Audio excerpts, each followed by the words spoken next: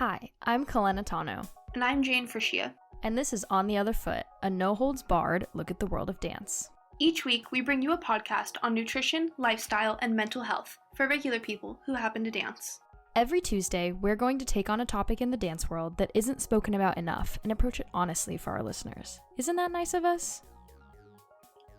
Okay, hello everybody, and welcome to today's episode of On the Other Foot. Today, we are very excited to have on fellow podcaster and dancer Claudia Suarez. Claudia is originally from Venezuela, but has pursued ballet training in London and Florida in her journey to becoming a professional dancer. Claudia is a professional dancer in Florida and is a writer for The Wonderful World of Dance, a UK-based dance magazine. In addition to that, she has her own podcast and blog, Beyond the Core. Similar to us, Claudia is a dancer early on in her career and was inspired to create a non-traditional media source to talk about the most unique parts of a dance career. So, Claudia, we're super excited to have you on. To start things off, we know you've had a very rich ballet training experience and have trained in 3 separate countries, which is super, super cool. Can you tell us a bit about growing up in Venezuela and moving to London and then the United States to train in ballet at such young ages? Yes, well, first of all, I want to thank you guys for inviting me. I'm very excited for this, recording this episode with you guys. And well, I have a long childhood story because I was moving around so much. But basically, I was born in Los Teques, Venezuela, which is very close to the capital. But I was actually raised in a very small town in between Caracas and Los Teques. And if anyone has watched the Gilmore Girls, that is actually called San Antonio, like San Antonio, Texas. And if anyone knows the Gilmore Girls, I was raised like that town. It's very similar to Stars Hall. So we had everything there. We had like cinema, a mall. We also had, schools and high schools and everything. You can basically do your life in that town. But that small town had a ballet school and it was pretty new. And with that teacher, I was with her from when I was 5 until I was 14. But in between that, like you said, I moved to London. So I actually went into ballet because my hips and my way of walking was kind of awkward. So I went to an orthopedic. Yeah, it was very popular to be, going to a doctor for the way the children were walking. So yeah, in what point my mom was like, can I do, put her in some activity or something that will improve this? And then the doctor suggested ballet. So now here we are. But so I started when I was 5, and when I was 8, my mom decided to move to London and she wanted to study over there actually.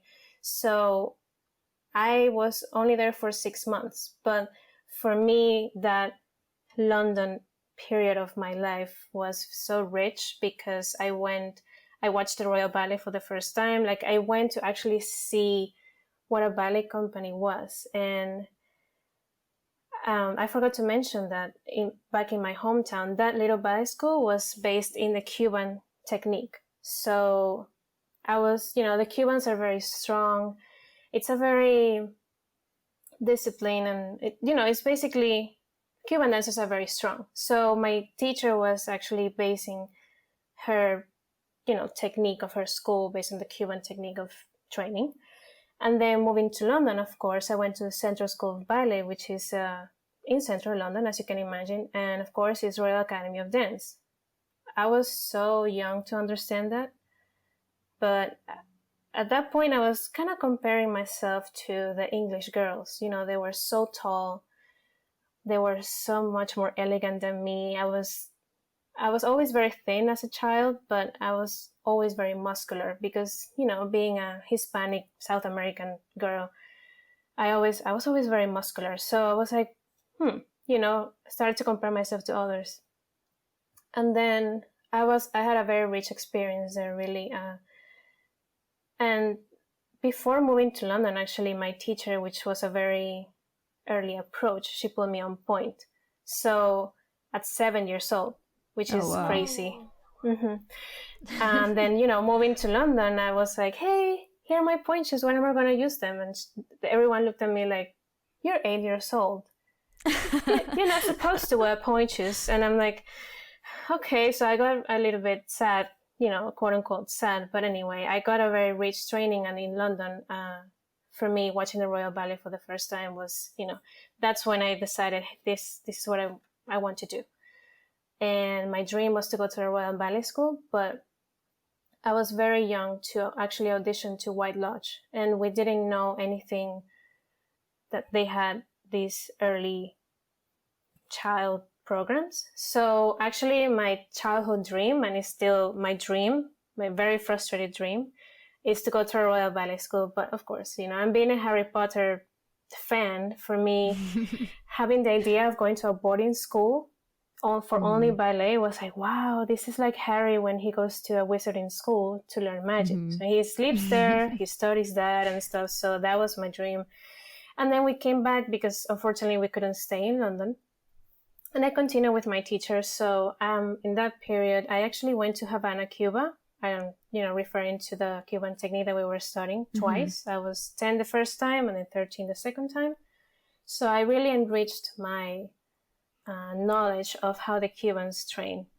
And it was very interesting for me. It's a very disciplined school, and you don't imagine how they live until you see it. It's a huge building. They have, I think, 15 to 20 studios per floor, and it's like 3 floors. Wow. And yeah, but the conditions that these students live, so they actually love what they do, and that's what I admire the most out of them. But they have like only 2 leotards for the week or 1 pair of tights for the week. So just the political situation there, and it's until you see it, you don't believe it. So it was definitely a very rich experience just going there. And then I changed schools for a little bit in Venezuela still, and then I changed to the Vaganova style because I went to actually the capital, Caracas. And I was trained by this Bulgarian teacher who was trained in the Vaganova in St. Petersburg.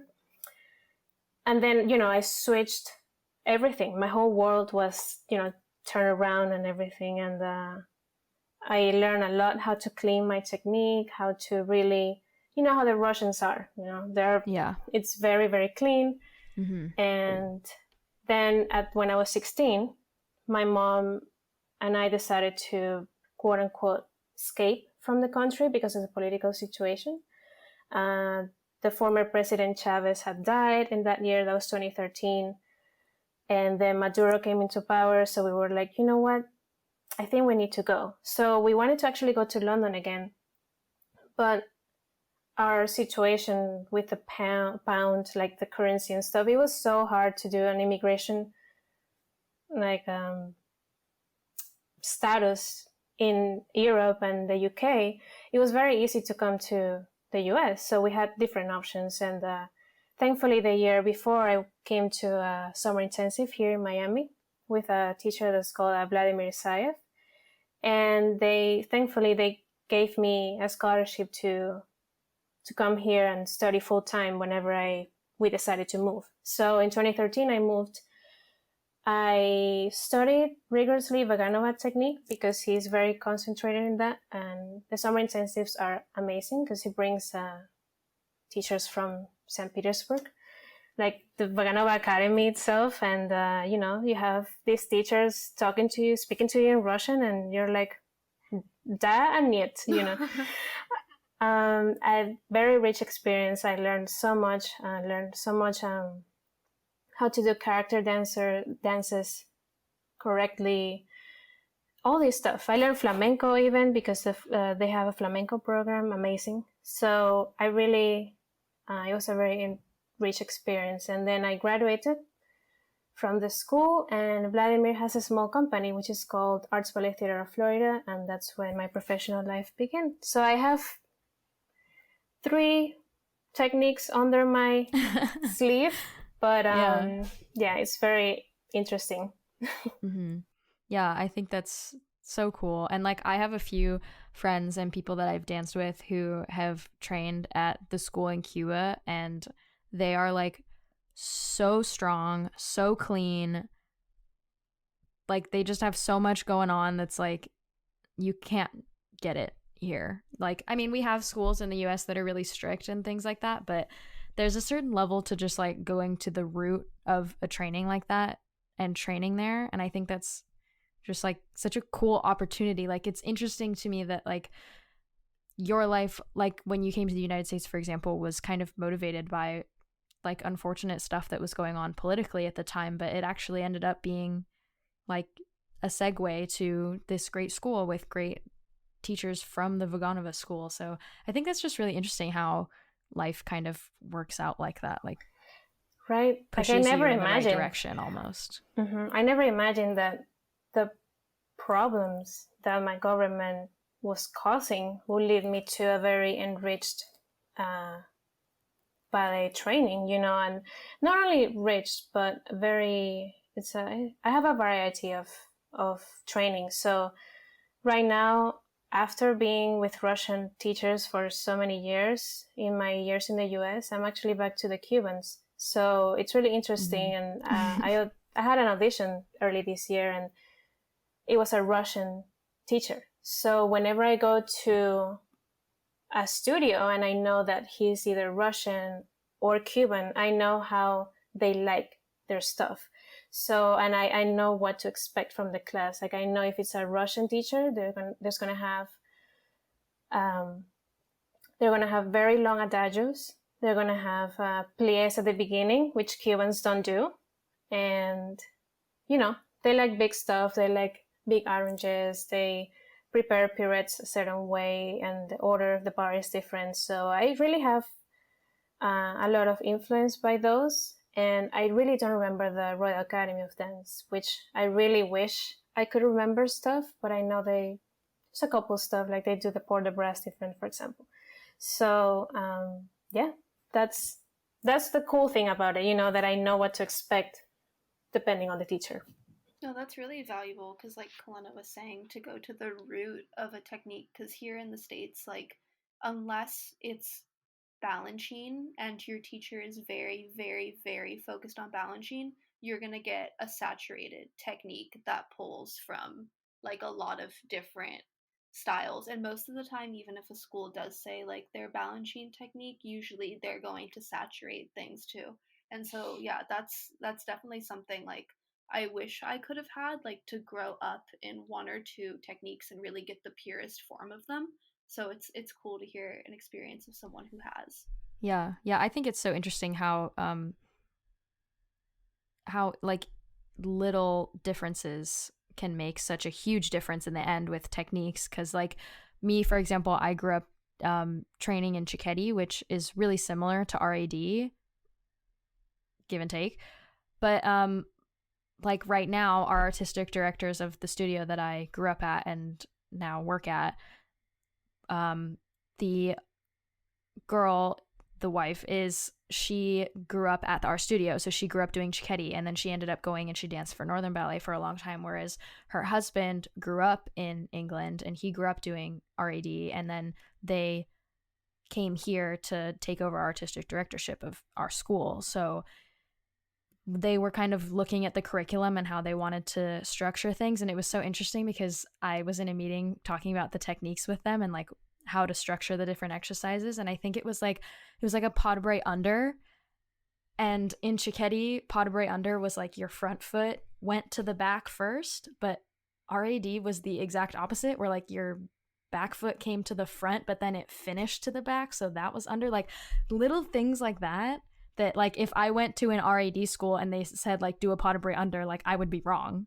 It's so interesting to me. And like the way that we name arm positions too, like we have like 3/5 and a second, and like we have like 8 port de bras that we have to know. But like if I go to a different school, they tell me like, oh, arms in first, and it's here. I am doing a first position arms, which is the more generally accepted version. But like for when I teach my Cicchetti kids, I have to say that's cinquième en avant. It's not first. But I also have to tell them like if you went somewhere else, it would be first. So it's just. Whereas if anyone ever told me that, I'd be like, where do you want my cinquième en avant? Who is this? Yeah. Cinquième en avant, cinquième en avant, cinquième en avant. I'd be like, It's easier that way. I like it better that way, but yeah, and the Russians obviously not used.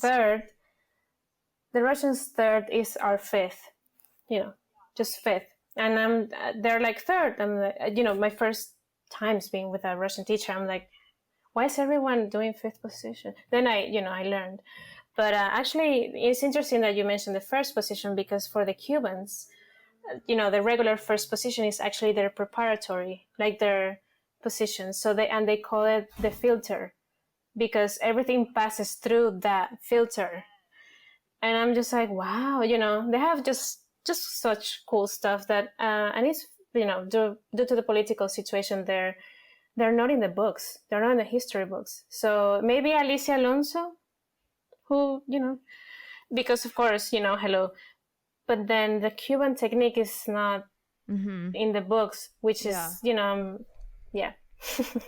That's so interesting. Yeah. I mean, I could talk about technical differences for literally years, because I've like done a lot of, because I had to do like certifications to be able to teach Chiquetti technique. So with that, I've learned a lot about that technique and talked to people who like know way more about it than I do. And then talking to people who know other techniques, it's like I could talk about it for days. And I mean, I don't even really know that much, but like there's so many differences that even if you just know a little bit, you know a lot, kind of. But yeah, so moving on. Clearly you've sacrificed a lot for dance. You've like moved around a lot, gone through a lot of different situations. And like a lot of young professionals, dance clearly encompasses your life. So after graduating high school, what was your decision like to jump directly into the professional world? And did you feel ready to take on a traineeship or an apprenticeship? And what doubts did you have, if any? Well, first of all, when the American high school experience, it's just as you see it in the movies. For us, for South Americans, we're like, oh my God, High School Musical, I want lockers, I want to not wear uniform and stuff. So I was very surprised about how the college process is. And I went to the counselor, like the college counselor, when I was a senior. And she was just suggesting me to apply for Juilliard and art schools and ballet major. I'm like, for us, does that exist? So I didn't even know that there was, dance college programs and you can major in ballet. I'm like, I don't know. So I was, I got really scared. Also, my mom and I's, let's say status doesn't let me grab financial aid. So as for now, because I still don't have a green card.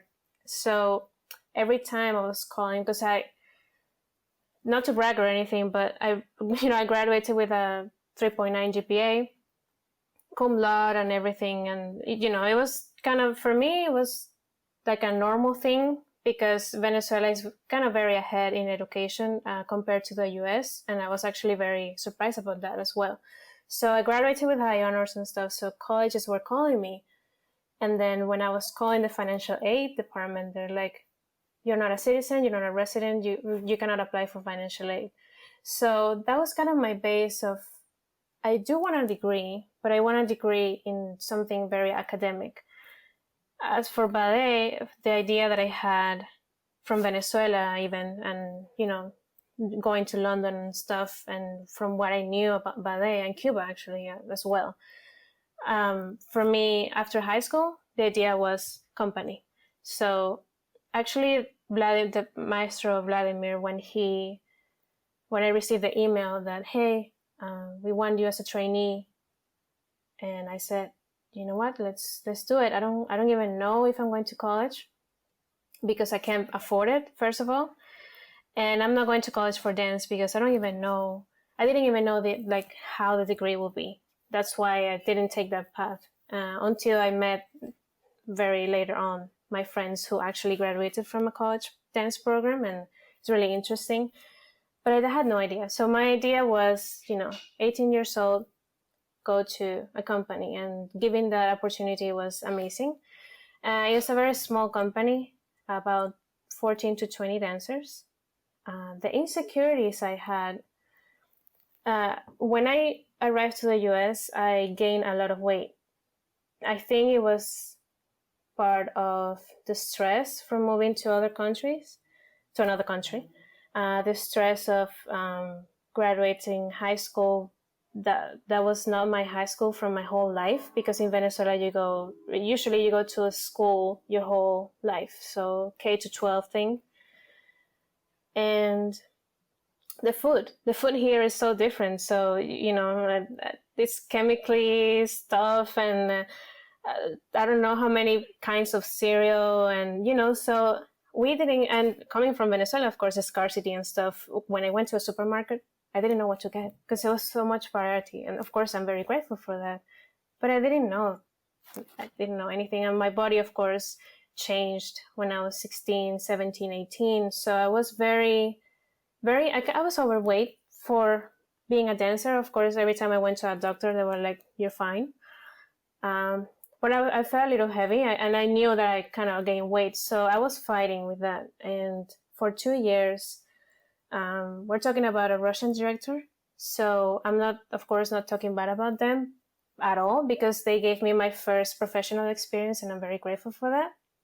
But I did accept that in this company, maybe I don't have the look for them. So I'm very muscular. So even if I like lost weight, I still, my muscles still show a lot. So, I was dealing with that. So that was my major insecurity coming into this apprenticeship. But I was so grateful that I was getting the opportunity to even perform. Like, my first performance was kind of a soloist role in this company of 20 people. So I was very, very grateful for that. All the opportunities there were amazing. But I did struggle a lot with the weight. So then I decided to leave the company for that reason, because, I was like, let me just take a break here and analyze my body and everything. I did lose the weight I wanted, so that was great. And I didn't go into, because I didn't want to go to any eating disorders or anything like that. So I moved to Tampa, and I started training a little bit in classical ballet. And this Tampa institution, quote unquote, is the director is one of my teachers in Venezuela friend. So they were business partners, and then one of them moved to Tampa, and then she found the school there, and then the school in Venezuela stayed. So they're kind of partner schools. So I went there just to keep doing class and stuff. So that director decided to open not a ballet company, a contemporary dance company. And this is when I changed my view of the repertoire. I thought, coming from a Cuban and Russian background, everything was going to be classical ballet all the time. But times are changing, People like Crystal Pite and Akram Khan and all these choreographers are so amazing. And, so I have a very short, let's say, company story, but definitely this is it's an experience that I will never forget. And I don't regret not going to college or waiting a little bit to go to pursue a degree. I'm very grateful for the apprenticeship and trainee, then apprentice, then an actual dancer of a company. So that's kind of the rambling story. But yeah. Yeah, I think that's awesome. And I definitely relate. Oh, okay.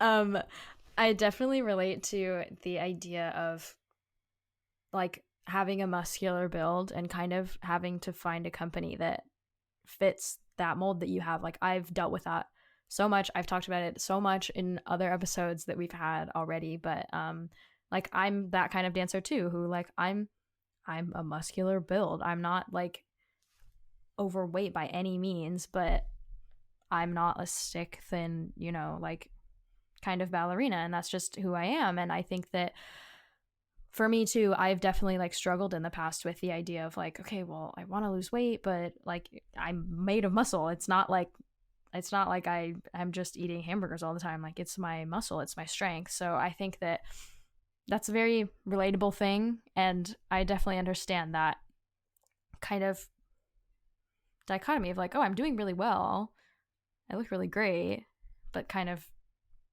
having to, you know, it's a different world for, I think that's a lot of dancers out there right now who are strong, because there's a movement in ballet right now for dancers who are strong. And I think it's very important to put it out there that, you know, there is a place for strong dancers. There are people out there who appreciate and, you know, don't ever take for granted a strong dancer, and they know it when they see it, and they know muscle for what it is, not interpreting it as something else. But I definitely do think that there is a little bit of like sifting through and finding not even companies that judge you for the way you are necessarily, just a company that fits you. It's just like finding a company that fits you in the job world. Like that's something that you do have to consider. So yeah, I relate to that for sure. No, definitely. It's all about the perspective of the artistic director. So I was actually overweight, and I knew that because I gained so much weight in that short period of time, and I knew that I had to get a little bit healthier.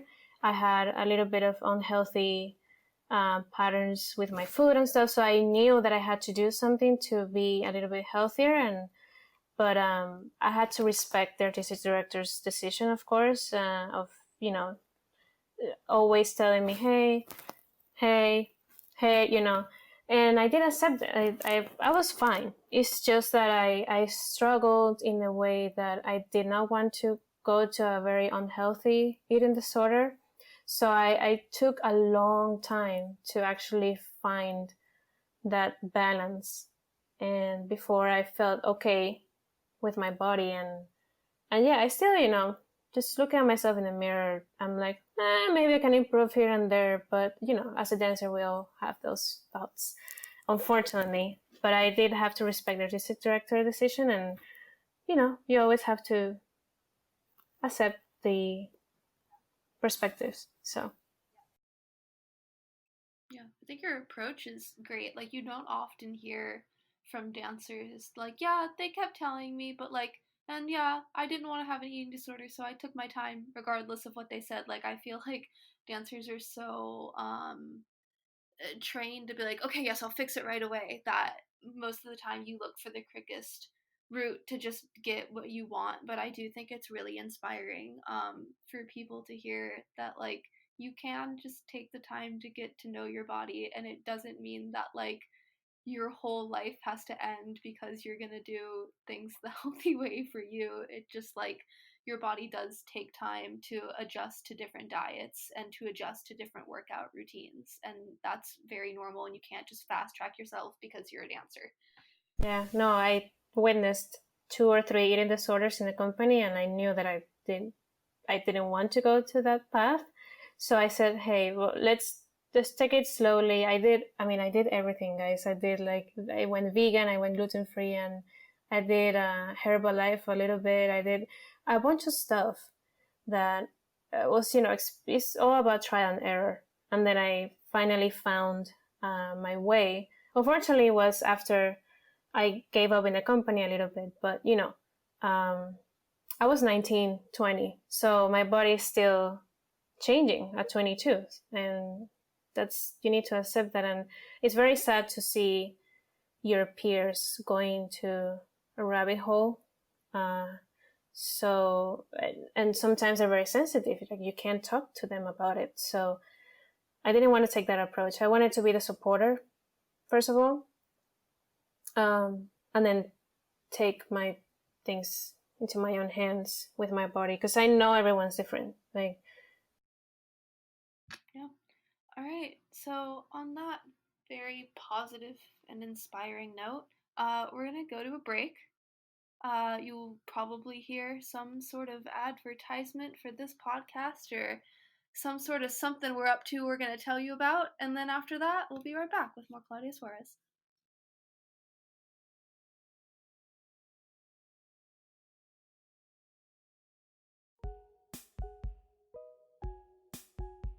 Hi, Kalena here.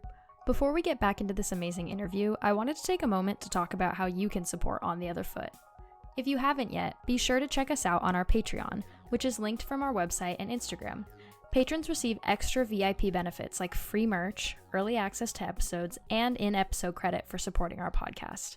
Thank you, patrons, for your continuing support of our pod. Okay, so we are back with Claudia Suarez, professional dancer in the Florida area, and writer for the Wonderful World of Dance, which we'll get into later. So, Claudia, you have danced for 2 companies so far in your career, which we just talked about, Arts Ballet Theater of Florida and Tampa City Ballet. And we kind of talked a little bit about your time as a professional, as someone who is in more of like a trainee apprentice status, and then someone who is in a company like as a company member. So you had mentioned a little bit about like, oh, my first performance with this company was actually like a solo role, but do you mind getting a little bit deeper into what your time dancing professionally was like and what your current career goals are now? Sure. Well, for Arts Ballet Theater of Florida, the artistic director Vladimir has a very varied repertoire. Sometimes he does some contemporary neoclassical ballets, which is the solo that I'm talking about. That ballet is called Suite of Waltzes. It's a ballet with 6 women. Very hard, very, very hard. One of the hardest things I've ever done in my life. But he also has a very Russian repertoire. So I'm talking about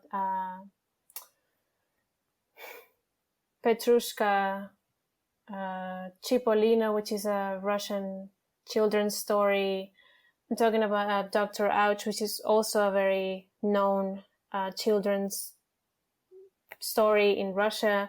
The Stunflower, Firebird. What else did I do? Well, so he mixes neoclassical and classical a lot. And he also puts some stuff here and there like Paquita and all these classical divertissements that are short.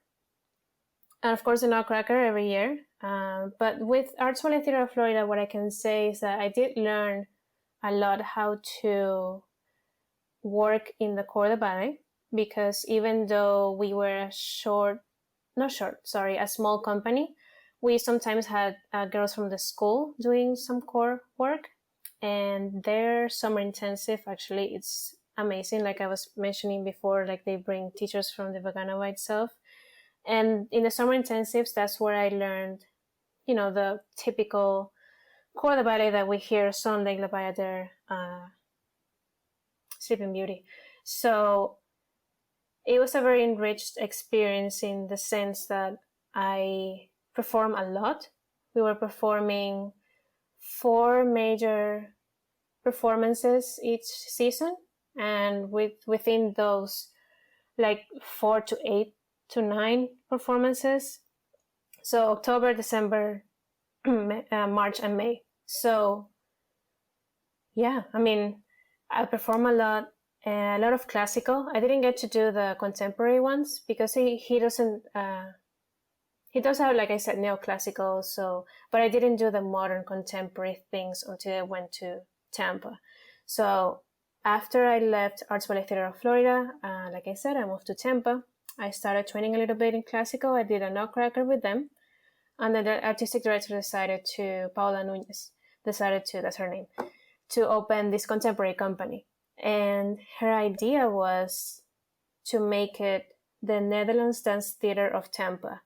So you can imagine the repertoire, they like flip my tortilla around. I was very classical.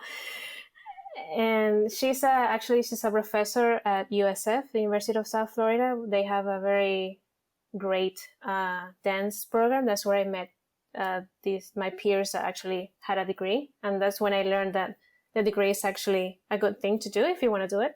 And, my experience being in a blank canvas instead of learning a ballet that's already, choreographed since the 1800s, for me was it was stressful because I'm not used to creating movements that are not in like they said, a book. So improvise. I got to improvise. I got to do contact improvisation. I got to do just gestures, and from those gestures create a whole phrase, a 32 count phrase.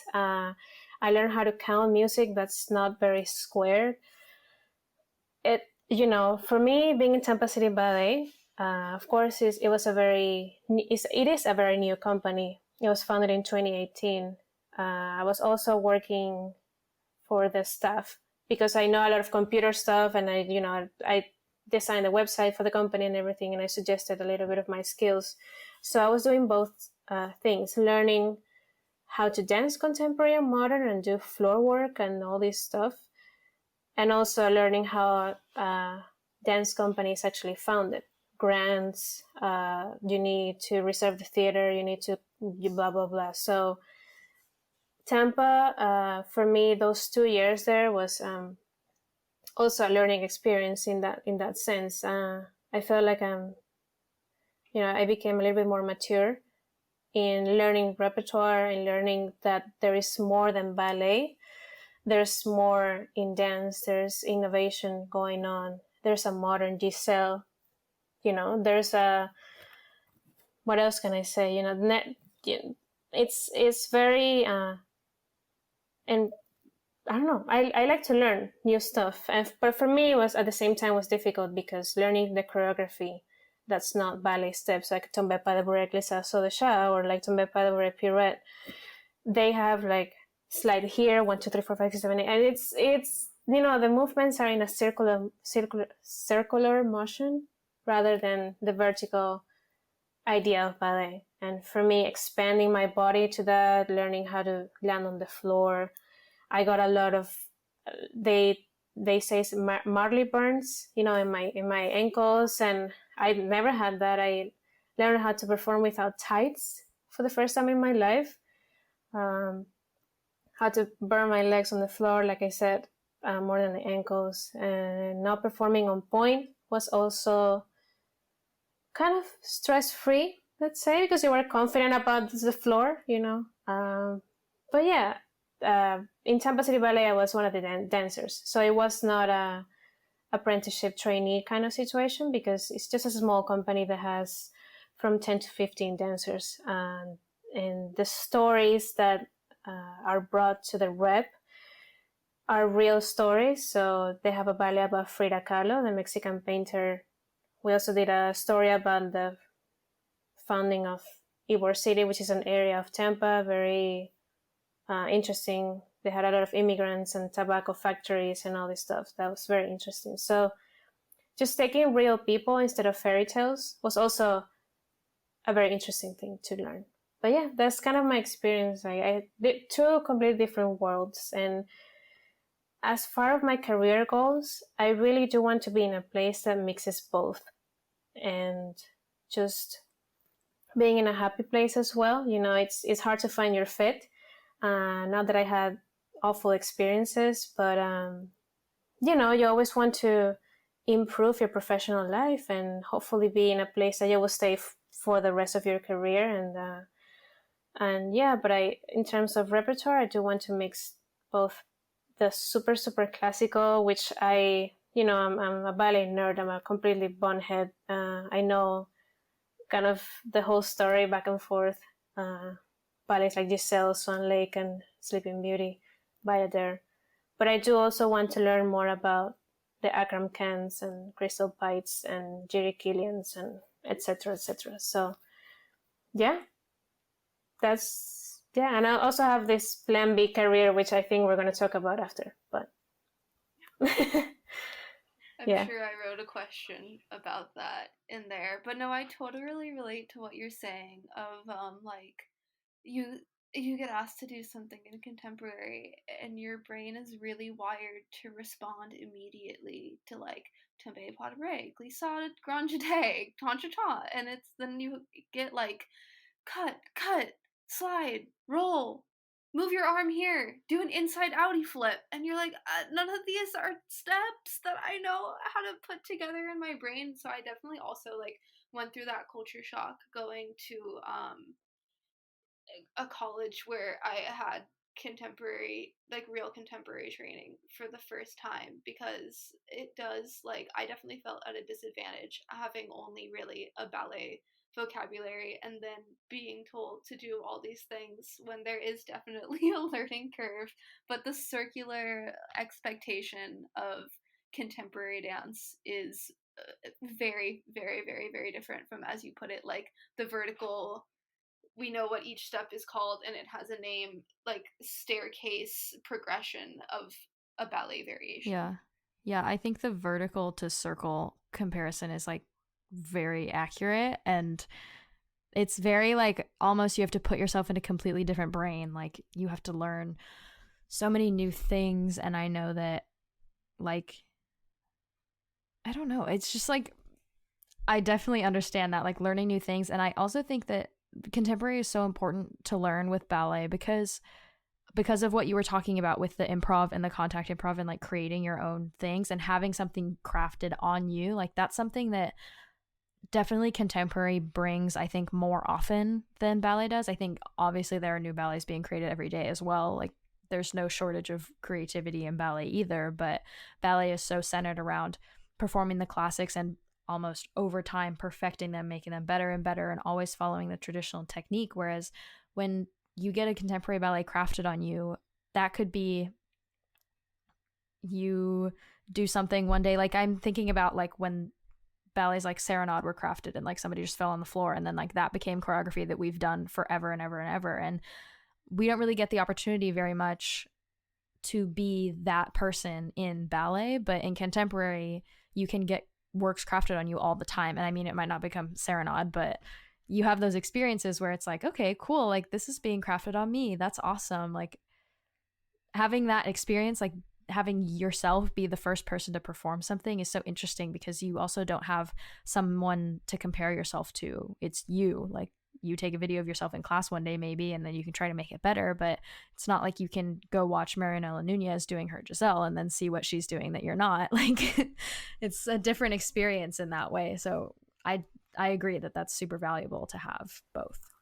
Yeah, but for me it was hard to adapt as well because, like I said, I was studying for so many years the classics, and when someone told me just move your arm, I'm like, but how do you want me to move my arm? You know, I struggle with that a lot, and it was the fun thing about it is that if something goes wrong, you improvise, it still looks good. You know, it's in ballet, in classical ballet, if you forget a choreography, it's very evident. You can, every single performance, we know as classical ballet as well, it will not be the same. But I think for modern contemporary, it's an even more of an extreme version of that, because if you do this turn on the floor one day, the next day is definitely going to be very different. And it's nothing like you did a échappé here and then the next day it's the same échappé. Maybe you did a little bit more forward, a little bit more back, a little bit, with your knees a little bit more forward or something like that. I'm just taking a very basic example, but it's that that gave me a sense of calmness, in that sense that if I ever forget something, just do whatever you think it's next, and whoever you think that is going to blend with the next steps that you remember. Thankfully, I did study the choreography so much because I did want to not make a mistake, because my ballet background tells me that. But my friends, my colleagues were like, just relax, everything is, if they made a mistake, they fixed it, and it still looked really good. And that's the good thing about contemporary and modern, and also the works being created on you, like you were saying. I still don't get the excitement of that, because I'm so into learning the old ballets, and my dream is to perform in the Willis, being one of the Willis, and just I don't even care if it's the third one or the fifth or the number 12, but I do want to do that. And for me, I still don't get that excitement, which is really interesting from someone. I do get more excited from studying the older ballets, and I learn a ballet in, I don't know, half an hour. I can learn a whole combination of more than 32 counts in ballet. And contemporary, I need to repeat in my head and do it several days it's definitely a mental challenge more than physical one for me. Mm-hmm. Yeah.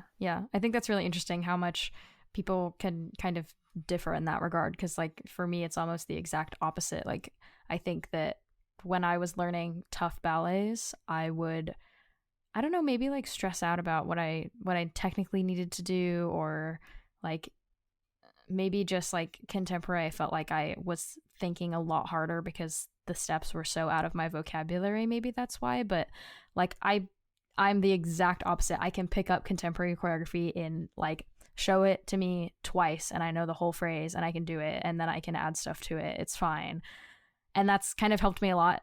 I mean, maybe that's just built on itself because that's kind of something that maybe I just am lucky to be able to do. So then I get more opportunities to be in contemporary that way. But yeah, I think that's really interesting that like we all do the same thing here. We're all kind of not living the same career, but we're all dancing and we're all doing ballet. And I grew up doing ballet, and we end up in such different like places, and some people are good at this and some people are good at that. And yeah, I think that's super true. And also what you were saying about mistakes being covered up, I kind of laughed when you said that, because I've literally done solos before where I, like my last performance with my home studio ever, I was in like a Seasons, like Vivaldi's Seasons, the Max Richter version, and I was doing like the snowstorm part, and I had to do like 4 super fast chaînés, and then I just had to do like a pickup double step over turn into like a lunge thing. And when I was coming out of the step over turn, I completely went down on the ground, did like a actually very contemporary style like roll, and then got up and did the pose.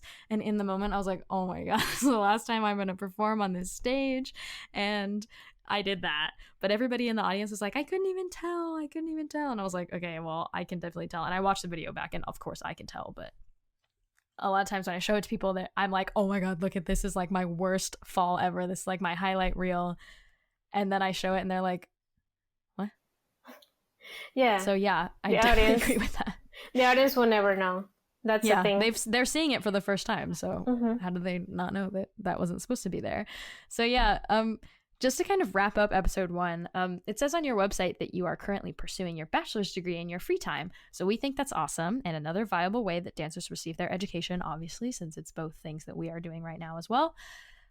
What are you kind of looking to study? You've talked about how you kind of don't want to pursue a dance career, which I definitely agree with, because I feel like I went into ballet and then I have room to learn something new. So what are you studying, and why did you choose to begin working towards a degree? Sure. Well, like I said before, graduating high school in an American high school was kind of a shock for me, in the sense that the college thing was very complicated. I didn't even know what I did on the SAT, guys. No idea. It's so complicated. I mean, even for us growing up here, it's like you get to be a senior and they're like, here's all the things you have to do. And I'm like, since when? Yes. For me, it was a crash course thing, because I just did 11th and 12th grade here. But in that thing, when I was reviewing the dance and ballet degrees, I did think that I need a little bit more education. Let's say maybe I can learn here and there a little bit more about history of dance, or learn about the choreography, blah blah blah. But I thought that maybe I can just keep learning on my everyday in the studio. And I'm not gonna lie, I'm a nerd. Like, I love to be like buy my school supplies. I love being in a desk. I love being in a classroom. I love learning new stuff. I'm definitely not a science person. I like physics, because it relates to everything we do, movement and velocity and blah blah blah. But everything else, maybe biology, anatomy and stuff. But I became really interested back in Venezuela when I had the subject of world history. I had a very amazing teacher that I still am friends in Facebook and Instagram with, and he is just the best. So he actually made me wake up to my interest on studying something in the social history, something like that. related. So then when I started reading about ballet history, I said, well, you know what? I can maybe write about this or do something. When I got to the US, and actually you can have electives subjects, which we don't have in Venezuela, as everything is very mandatory. I was like, So I was looking at the list and I see journalism. And then I'm like, okay, I have a blog that I'm just starting.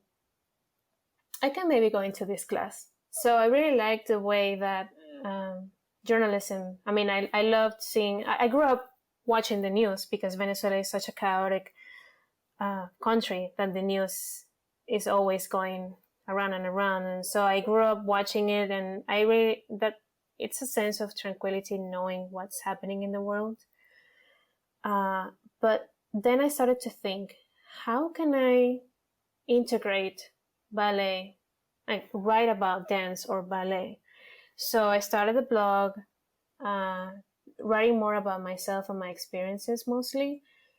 But then I said I can maybe take it a little bit further. So I was, writing about many, let's say some tips, young dancers tips or something. And then I started to become more interested in writing about the actual ballet history and what you should study here or not, or my opinions on whatever thing is happening in the dance world. So I said, you know what? I think I'm going to go in the path of journalism, either journalism, English, or history. So whenever I could, I started some college courses focused on journalism, communications. I stopped for a little bit because I didn't have the time or the money, but I definitely want to continue. And actually, I want to continue in the program that Stephen McGrath from the Royal Ballet, who's my favorite dancer and inspiration. I love him so much. He has a degree in business with the Open University in the UK, and they have a art history bachelor's. So I want to save up for that, maybe transfer some of my courses that I did here in the US, like online. And it's a completely 100% online degree, which I really like. I love, like I said, I love the classroom, but I think I want to not stop dancing, of course. So whenever I have the time, I really want to, I kind of changed from journalism to art history a little bit in the recent years because I started to study even more ballet history, buy more books.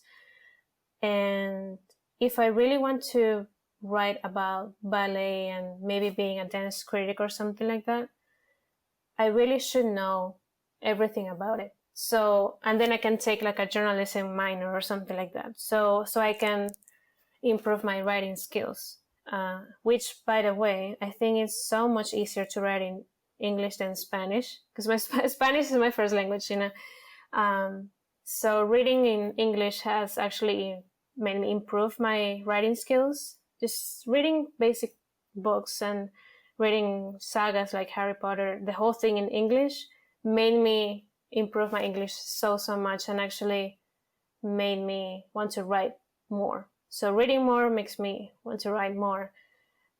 So career goals, I still don't know. I mean, I do want to complete my bachelor's in, like I said, art history / journalism. And yeah, I mean, I don't know where that's going to take me, but definitely I do want the online degree on that. I'm a history fan, like I said, and even like World War II stuff. Like I like to watch those kind of documentaries that say everything about it and everything about history of whatever country is so interesting for me. And actually applying history and ballet together, putting them together, studying Nijinsky and Diaghilev and Nureyev, and even older, Louis XIV, so it's very fascinating. I do really want to, expand that knowledge. So I don't know where that's going to take me, but that's my motivation. Yeah, I did journalism all through high school as well, like literally from my freshman year to my senior year. And like it was such a big influence on what I want to do today. Like I'm a pre-law major, but I really considered doing journalism for a really long time, but I like blogged a little bit and it just was not working for me. So but like my experiences with journalism are a really big reason why I wanted to start this podcast, because I did want to do something like that. I think that just like solo blogging was not my forte.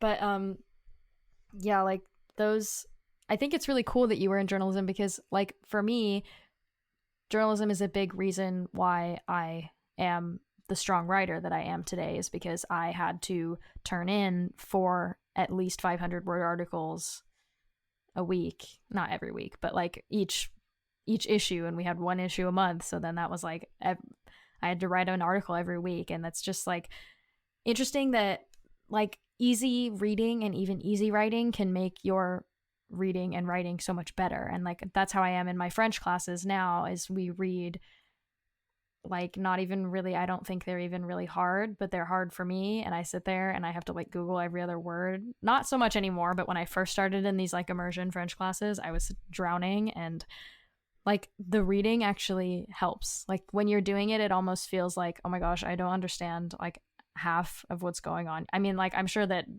you probably had a little bit better grasp than I do on French, because it's like it's way newer to me, but like I read and I'm thinking like, wow, this makes no sense to me, but then I read one paragraph that I get and I'm like, yes, I know exactly what that means. And I'll go and I'll be like, listen, here it is in French. I'll read it to somebody in my house. Here it is in French, and this is what it means in English. And everybody's like, cool. That's interesting.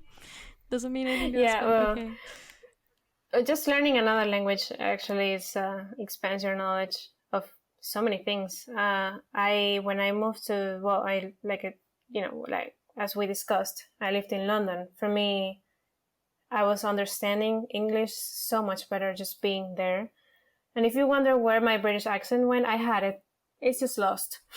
But anyway, yeah, and then I moved to Venezuela again, and that period in Venezuela, my English classes were, I could understand so much better, but we only did some simple sentences, writing, and of course learning the verbs and the to be and all this stuff. But when I actually moved to the US and was actually getting classes in English, I started to get a little bit worried, and I was very shy in conversations. But reading actually just I improved so much, and now I can read a book. It doesn't matter if it's English or Spanish. My brain is like understands everything, unless it's a very complicated word or Shakespeare, which I don't get. So yeah, it's interesting being bilingual, and interesting being a bilingual dancer as well. Like I know. And well, French is our universal language in ballet, but sometimes I had to be the teacher's translators, which is interesting. Sometimes they only spoke Spanish or English, or same as some Russian friends that had Russian families were translating in Vladimir's school in the summer intensives. Really interesting. Well, thank you so much for listening to part 1 of our interview with Beyond the Core's Claudia Suarez. Claudia, it was such a pleasure to hear all about your life and your experience as a dancer. Be sure to subscribe to On the Other Foot and be on the lookout for part 2 of our interview with Claudia, all about her incredible podcast, Beyond the Core. Thanks, and have a great week!